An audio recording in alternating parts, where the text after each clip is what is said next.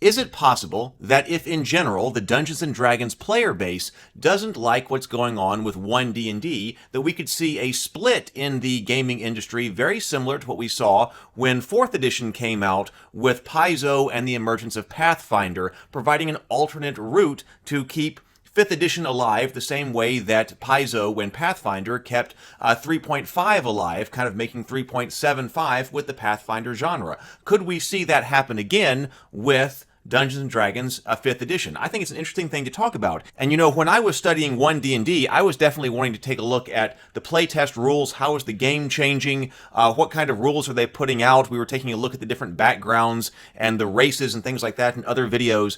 But it came to my attention, especially during the live streams, that there was a lot of controversy, not necessarily about the rules. Once I've been going online and seeing other things like on Twitter, I haven't seen as much rule discussion about what's happening with OneD&D as I am seeing about the way that Wizards of the Coast and Hasbro is trying to restructure Dungeons & Dragons as far as the licensing goes, about trying to move an online format, about how they're selling the books. There's apparently a lot of very complicated stuff that's going on there that I haven't gotten my head fully around. But what I did think was very interesting was that, well, now wait a minute, if there is all this controversy around moving on from 5th edition to OneD&D, whatever exactly OneD&D means. Now, of course, they're saying it's backward compatible and all of that.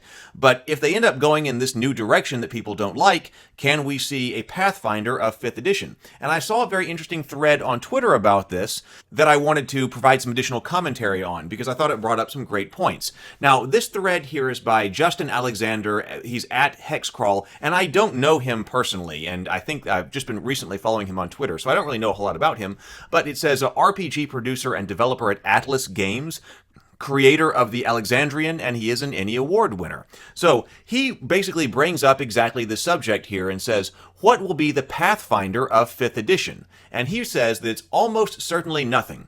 When WotC, Wizards of the Coast, burned their bridges with 4th edition, several companies published their own Keep 3rd edition alive projects. Most of them failed. Why did Paizo succeed? And so I think this is a really interesting thread because it talks about not only the creative aspect of it, that you've got to have great ideas, you've got to be able to execute those ideas as well. So the great ideas, I guess there are 3 things. Great ideas, the ability to execute those ideas, and especially in a major publication way. And then also the business contacts, especially with the consumer base that's necessary to support something like that. So he says, why did Paizo succeed?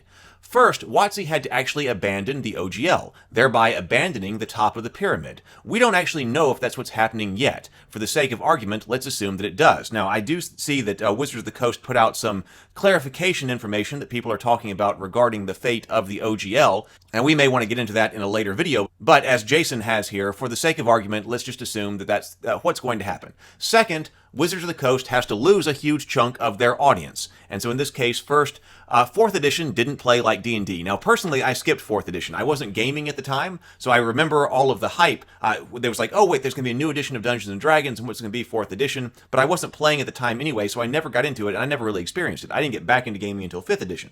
But I do understand from, talking to other people and reading things about it online that, okay, 4th edition was kind of a different animal, and it did alienate a large chunk of the audience who had been playing 3rd edition and 3.5. So 4th edition was bad, according to many people, and 4th edition's marketing was bad. Now, I don't have any insight into the marketing because I was out of gaming, but all right, we'll say the marketing was also bad for this.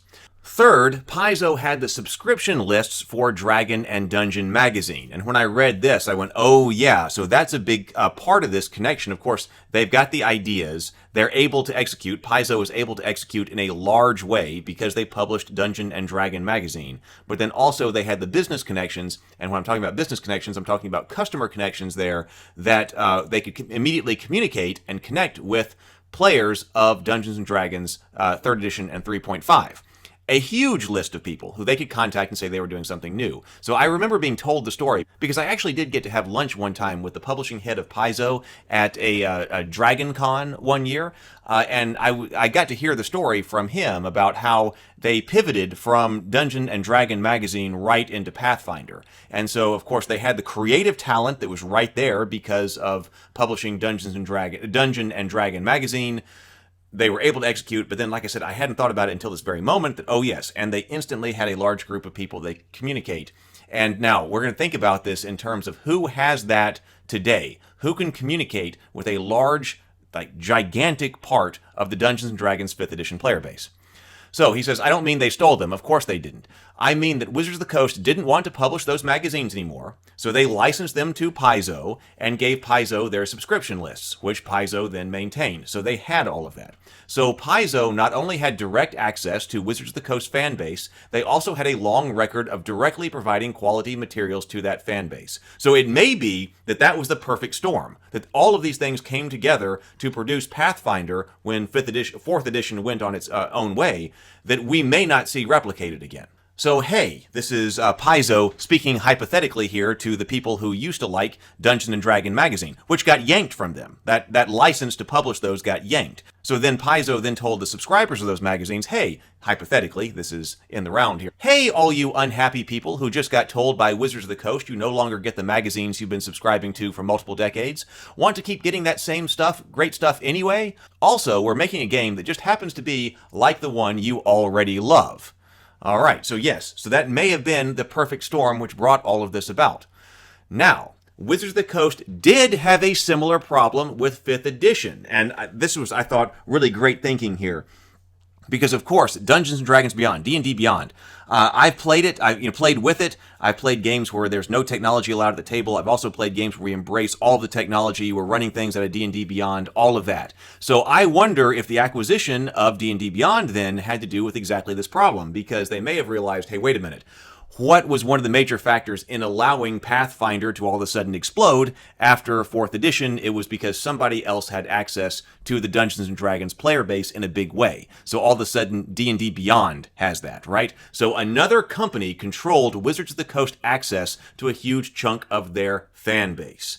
And so Wizards of the Coast spent $146 million. Wow, I didn't know that. Spent $146 million to solve that problem. Not only did they get D&D Beyond and all of that infrastructure that's been built out for online play of Dungeons & Dragons, like all of a sudden that is brought in-house, which may be leveraged in a big way, maybe for OneDnD, this next iteration, but also, boom, that stops another company from having access to the Dungeons & Dragons player base. So let's also assume that OneD&D ends up being more 4E than 3.5. This is still a big assumption. Even if we seem to be drifting away from backwards compatibility to a 3.5, we'll tell you it's backwards compatible until we release it, then it definitely isn't that thing.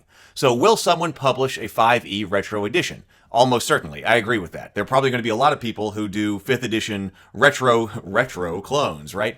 Probably so, almost certainly. Although a lot of the game was never placed under the OGL, enough of it was that you can make a decent stab at it. Will it ever be more than a teeny tiny niche thing? Almost certainly not.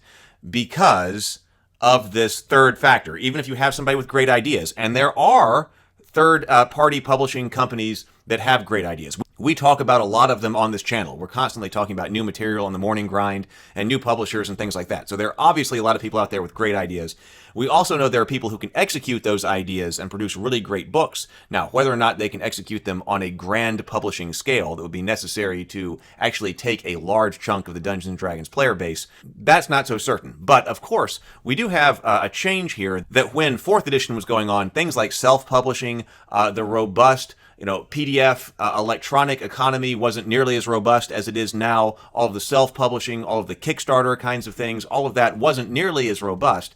So there are some new channels that are available to somebody trying to publish on a much grander scale that were not available in 4th edition. So that's still a major obstacle, but there are some tools that you may be able to use. But that third one is the big one. Who has access to the Dungeons & Dragons players? Maybe Wizards of the Coast and Hasbro made sure that nobody did. Maybe that was the case with that purchase of D&D Beyond. Now, MT Black, who, by the way, says best-selling RPG author, writer for Dungeons & Dragons, he, him, join my mailing list for a free 5-star adventure.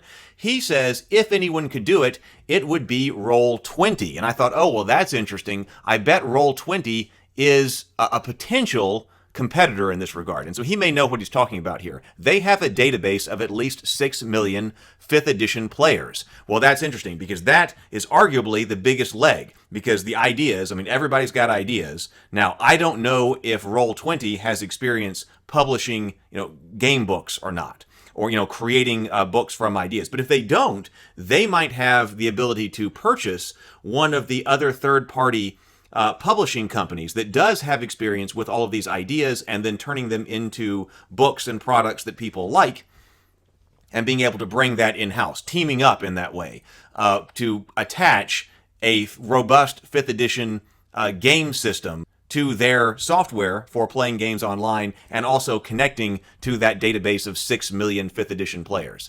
MT Black also says they own OBS, which I didn't know. I didn't know that Roll20 owned OBS, giving them inroads into the creator community. So that's also very interesting. OBS, if you don't know, it's some of the software that's used for streaming that allows the streamers to organize their screen with different feeds from different cameras and things like that, and putting graphics and things on there.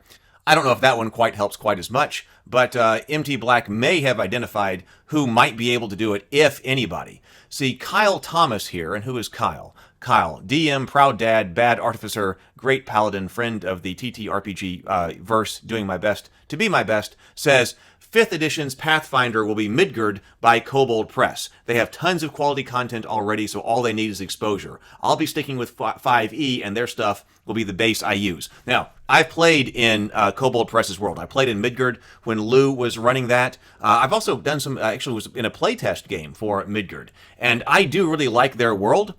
We need to talk about that world more on this channel in the Morning Grind live streams and things like that, because yes, I completely agree, they have a lot of quality content. They're able to put it out. Their writing is really good. Their world building is really good. They can create the products. Now the question is at scale. All they need is exposure. But exposure, that's the big problem. Somebody else has the connection to, Roll20, the 6 million different people. I don't know what type of database of potential players Kobold Press has. But if they really want to become, if they were going to become the Pathfinder of 5th edition, they need a lot more. So I would say that Kobold Press might be one that could potentially ally with Roll20. That might be really interesting. That could be a way forward. That might be an interesting way forward. Massive marketing campaign. That's right. See, in order to make inroads against Dungeons and Dragons again, massive marketing campaign is right. So Marius says here, I doubt there will ever be a Pathfinder of 5th edition. Not for the reasons you listed, but due to mechanics. I don't really see 5th edition as a system that's going to be viable to refine further in the same way as 3.5 was. I suspect there will be some new systems, but not blatant derivatives like that. What do you think about that? I'm not sure. I guess I would have to go back and take a look at 3rd edition a lot more. Now, 3rd edition was a bit crunchier, but, 5th edition has a large player base now, and if you went in a crunchier direction, I'm sure there are people who are making crunchier and refined systems of 5e. So maybe, but I'm not sure. Stephen Dove here also brings up an interesting point. You're forgetting the Critical Role effect. If Critical Role changed the game they play, a large part of the community will jump into that game. Yeah, probably that's the case. A lot of people would follow Critical Role. If they have the power to be the kingmaker for the next Pathfinder. But would they do that? Would they do that? I don't know. And second of all, would Wizards of the Coast and Hasbro let them do that? Like, would there be so much money attached to it to keep them playing OneDnD or whatever iteration of Dungeons and Dragons it is that's coming out? I wonder how much independence Critical Role has in that regard, and then also if Hasbro and or Wizards of the Coast Hasbro really wanted to lean in with heavy sponsorships and things like that and make a whole bunch of stuff happen to prevent that from happening. Someone has got to have already thought of that, and a way for Wizards of the Coast to potentially capture Critical Role. I would be interested to know a lot more about what's going on with Critical Role behind the scenes in that regard. If anyone has any information on that, please put it down below. It'd be very interesting. So what do you think about all this? I'm really interested to know, because now I'm kind of separating my interest here from the rules itself and, what kind of rules are coming out, because we've been very, rule focused. What are the game mechanics, things like that on the channel so far. But now we've got this completely other side, which is the, all the drama and business side of things that's going on with actually the way that OneD&D is going to evolve and all of this going on. So now I'm having to think about kind of both of those things. You know, we live in a golden age of RPGs. So, I mean, there's clearly enough stuff out there for everybody. I mean, we're covering stuff all the time on this channel. And of course, you know, I'm trying to create more stuff too. So there's plenty of stuff out there to find the niche that you're in. But that means fragmentation, of course, more fragmentation. And of course, golden age also means glut, right? Discoverability is a huge issue. That's why when people are talking about marketing and the connection to people, yeah, discoverability is very difficult, right? You know, of course, we try to cover things on this channel, but on the whole, even if the right RPG is out there for you and your group, how do you discover it? I mean, that can be a major thing because of the quantity of stuff that is out there. So I don't think we can discount the idea of having access to the player base. What do you think? Let me know. Do you think we're going to have a Pathfinder for 5th edition? We'll see. Put it down in the comments. Later.